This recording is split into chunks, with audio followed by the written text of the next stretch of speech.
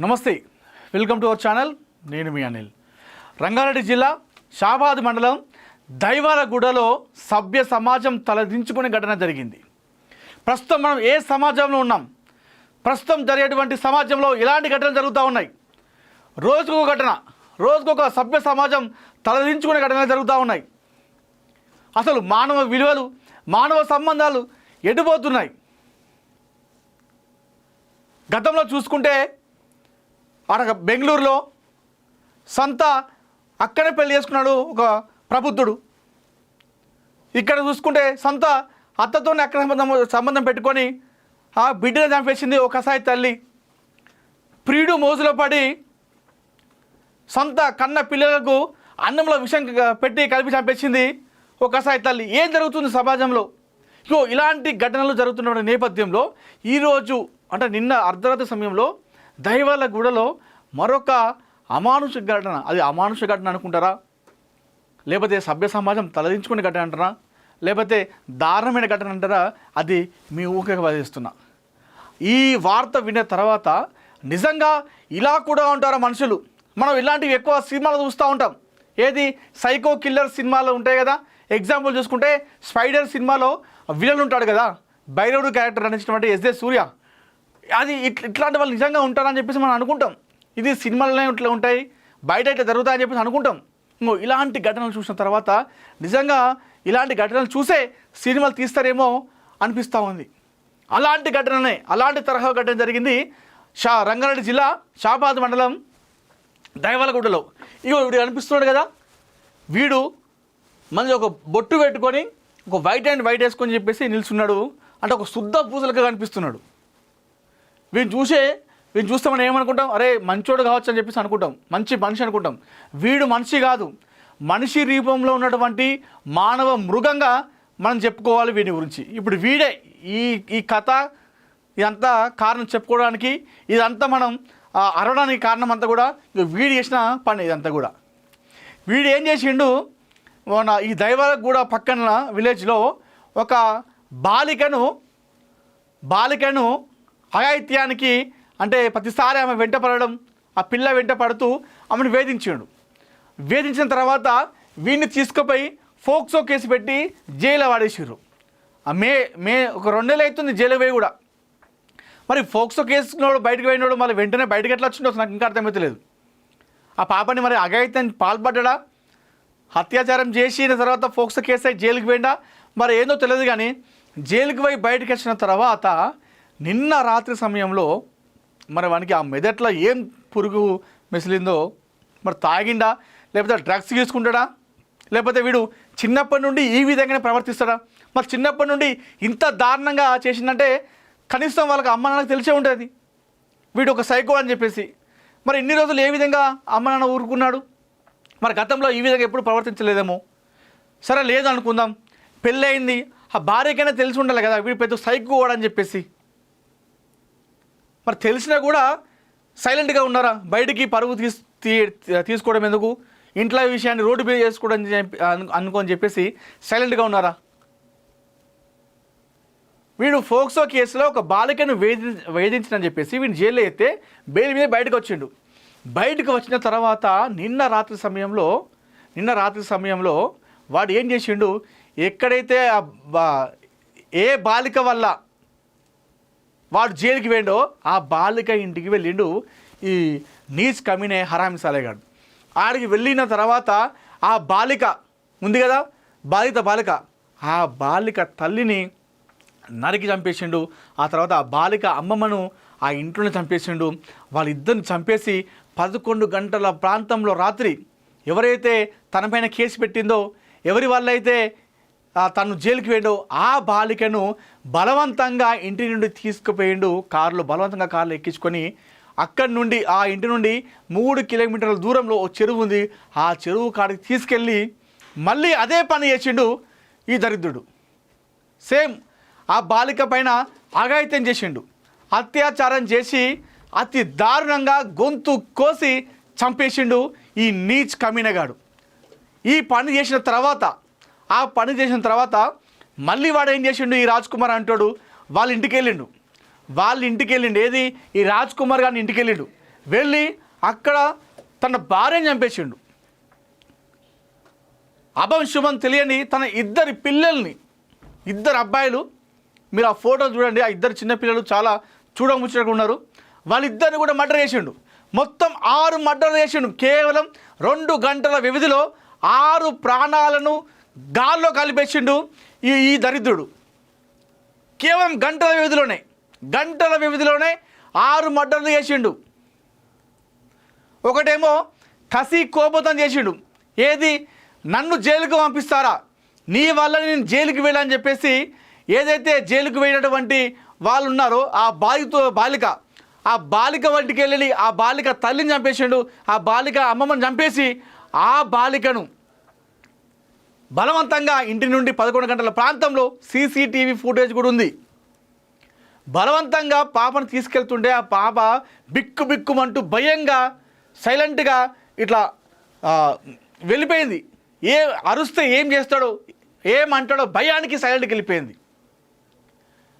కారులో బలవంతంగా ఎక్కించుకొని చెరువు కాడికి తీసుకెళ్ళిండు. చెరువు దగ్గర తీసుకెళ్ళి మరొకసారి ఆ బాలిక పైన అత్యాచారం చేసిండు. ఎన్ని గుండెలు ఉండాలి వీనికి ఎంత ధైర్యం ఉండాలి వీడు అసలు మనిషా మానవ మృగమా? వీడిని చూస్తుంటే నాకు దండుపాలెం సినిమా స్టోరీ గుర్తొస్తూ ఉంది. దండుపాలెం సినిమాలో కూడా ఇలాగే ఉంటారు మృగాలు మొత్తం. మీరు దండుపాలెం సినిమా యూట్యూబ్లో ఉంటే చూడండి ఒకసారి. దండుపాలెంలో ఎవరైతే గ్యాంగ్ ఉంటారో వాళ్ళకు పాపం, పుణ్యం, దయ, జాలి, కరుణ ఏముండదు. ఆడవాళ్ళు ఉన్నారనుకోండి, వాళ్ళు చిన్నవాళ్ళ, పెద్దవాళ్ళ, ముసలి వాళ్ళని చూడరు. ఎంత అఘాయిత్యానికైనా వాళ్ళు పాల్పడతారు. అలాంటి గ్యాంగ్ దండుపాలెం గ్యాంగ్ అంటే. సేమ్ అలాంటి కోవకే చెందినవాడు ఈ రాజ్ కుమార్ అనేవాడు కూడా. ఇలాంటి మనిషి మధ్యలో ఇన్ని రోజులు ఆ గ్రామ ప్రజలు అక్కడ ఉన్నారంటే నిజంగా ఒక కత్తి మీద సాము లాంటిదే. నాకు తెలిసి వారి ఇంటి పక్క వంటి వారు కూడా, వారి గ్రామస్తులు కూడా ఊహించి ఉండలేకపోతారు కావచ్చు. ఇంత ఒక దుర్మార్గుడి మధ్యలో మనం ఇన్ని రోజులు కలిసి ఉన్నామా? ఒక మానవ మృగం మధ్యలో మనం ఇన్ని రోజులు మనం తిరుగుతున్నామా అని చెప్పేసి ఇప్పుడు అనుకుంటున్నారు కావచ్చు. గంటల వ్యవధిలో 6 మందిని ఏ కారణంతో అయితే వాడు జైలుకి వేయండో, ఆ బాలికను అఘాయిత్యానికి పాల్పడి ఫోక్సో కేసు మీద జైలుకి వేయండి కదా, వాడు మళ్ళీ అదే పని చేసి చూపించాడు. ఎన్ని గుండెలు ఉండాలి మనకి, ఎంత ధైర్యం ఉండాలి. మరి ధైర్యంతో చేసిండా, కోపంతో చేసిండా, లేదంటే వీడు నిజంగానే ఒక సైకో కిల్లర్, లేదంటే ఒక సైకో క్యారెక్టర్ అయింది. నిజంగా సైకోలు ఆ స్పైడర్ సినిమాలో బైరోడు క్యారెక్టర్ నాకు అదే గుర్తొస్తూ ఉంది వీళ్ళు చూస్తూ ఉంటే. నిజంగా ఇలాంటి సైకోలు నిజంగా ఈ ఘటన చూసిన తర్వాత చాలామంది మహిళలు కావచ్చు, చిన్నపిల్లలు చాలా జాగ్రత్తగా ఉండాలి. మన ఇంటి పక్కనే కదా, మన ఇంటి ముందే కదా, మన బాబాయ్ వరుసనే కదా, తాత వరుసే కదా అని చెప్పేసి మనం ఎప్పటిలాగా మాట్లాడుకుంటూ ఉంటాం. వాళ్ళు కూడా అదే తరహాలు ఉంటారు. కానీ వాళ్ళ ఆ నీచ బుద్ధి ఎప్పుడు ఎలా మారుతుందో తెలియదు. అలా మారినప్పుడు వీళ్ళ సైకోలుగా మారి ఇష్టానుసారంగా చేస్తూ ఉంటారు. తస్మాత్ జాగ్రత్త అని చెప్పేసి మనకు ఈ ఘటన దైవాలగూడలో జరిగినటువంటి ఘటన ఎంతోమందిని నిద్ర లేపుతుంది.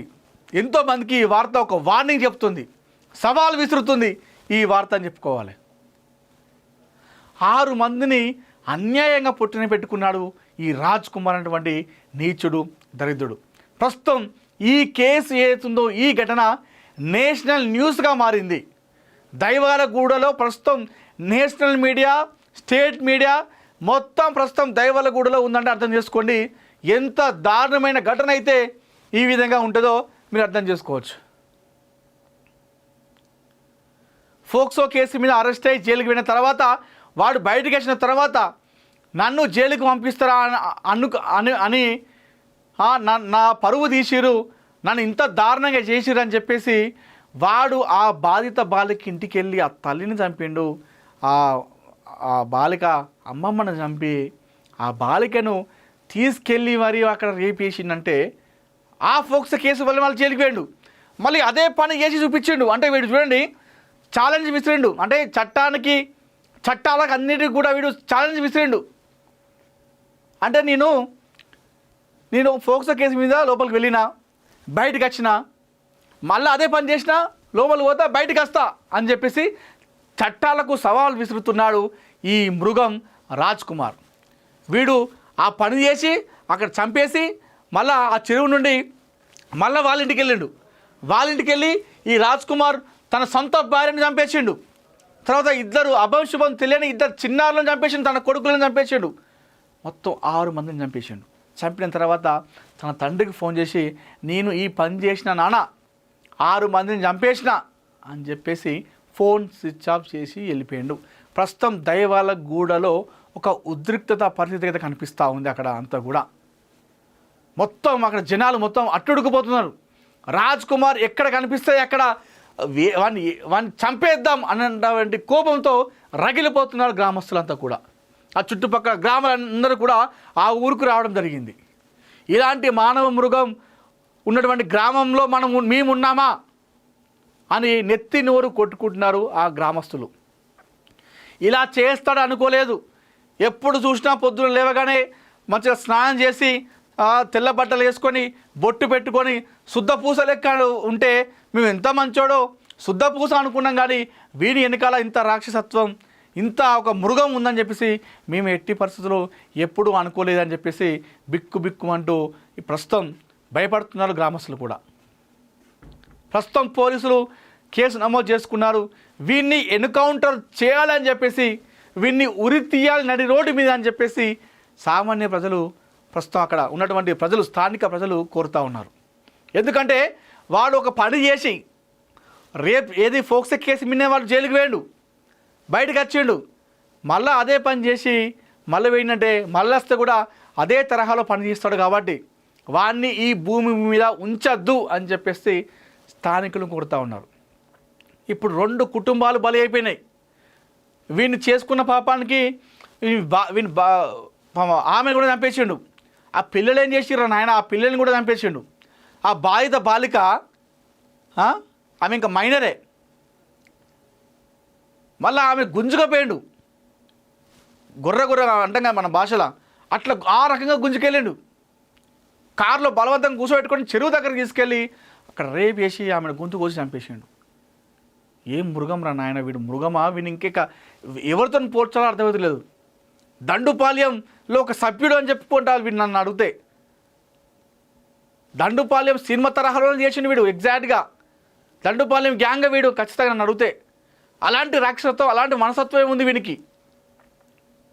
వీడిని దొరికితే మాత్రం ఖచ్చితంగా ఆ గ్రామస్తులకు అప్పచెప్పాలి, లేదంటే నడి రోడ్డు మీద ఉరి తీయాలి, లేదంటే ఏదైతే దిశ కేసులో ఏ విధంగా అయితే చేసారో అదే తరహాలో ఎక్కడైతే ఆ చిన్నారి ఆ బాలికను తీసుకెళ్ళి చెరువు దగ్గర అక్కడ ఆ పాపను అఘాయిత్యానికి పాల్పడి మర్డర్ చేసాడో అదే ప్రాంతానికి సీన్ రీకన్స్ట్రక్షన్ పేరిట తీసుకెళ్ళి అక్కడనే వీడిని అంతం పొందించాలని చెప్పేసి మేము కూడా కోరుతా ఉన్నాం.